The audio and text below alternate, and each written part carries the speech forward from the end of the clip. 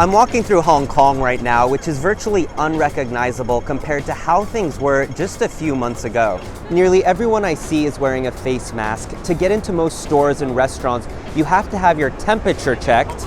From McDonald's to Starbucks and even local eateries, these measures have been put in place nearly everywhere you look. What I'm seeing could provide a glimpse of daily life and business for the foreseeable future. As many countries reopen parts of their economies gradually, how will our routines change in the short and long term? I'm talking to business owners here and in Shanghai to see what life looks like after lockdown.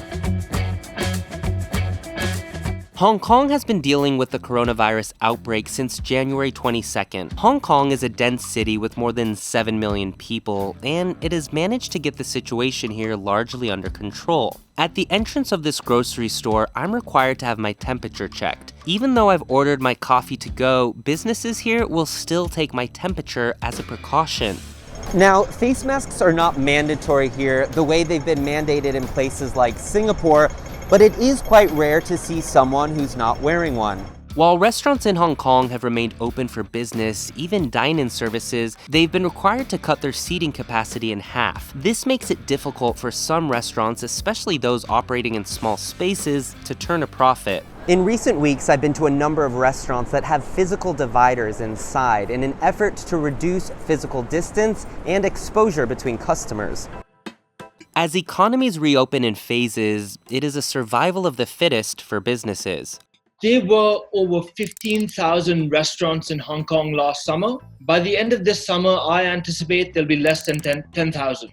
That's Asim. He's the co-founder of Black Sheep Restaurants, which employs about 1,000 people at 24 trendy eateries around Hong Kong. Physical distancing is here to stay.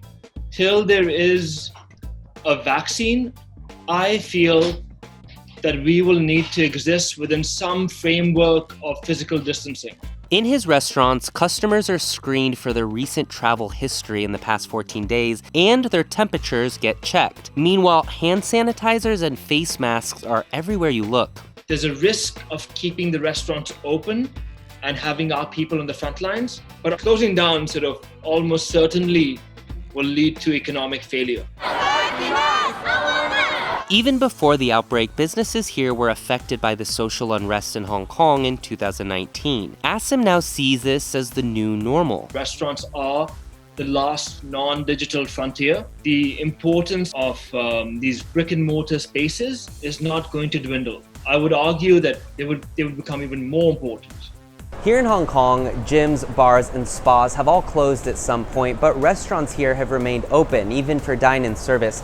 And it's really one of the only major cities in the world in which restaurants have been allowed to operate. I was getting kind of depressed in February because it's my first time I opened a restaurant. Luca is an Italian living in Shanghai. He just opened his new restaurant and lounge, Sake Mate, at the end of 2019. Just weeks after opening his Japanese and Peruvian-inspired fusion restaurant in the heart of the city's nightlife and tourism district, he had to completely shut down for nearly a month. I have to say that it was one of the most difficult professional moments for my life. When he reopened in March, he admits things were quiet, but in recent weeks, business is picking up steam. There are amazing vibes, even people going around without the mask in the street. It means people feeling much more safe. We are enjoying our life. Everything looks like everything back to normal. Meanwhile, with many people working from home, the way we interact and conduct business has changed. So will we see a return to the traditional office life? Morale really took a hit for the 2 months Shanghai was under lockdown. It was tough for the team. That's William. Based in Shanghai, he's an investor and managing partner of one of the biggest venture capital firms in China, SOSV. Lockdown and creativity oftentimes don't go together. You don't get that serendipity, when you're grabbing a couple beers with your team at the end of the Friday. Usually, a lot of our team members are traveling all over the world.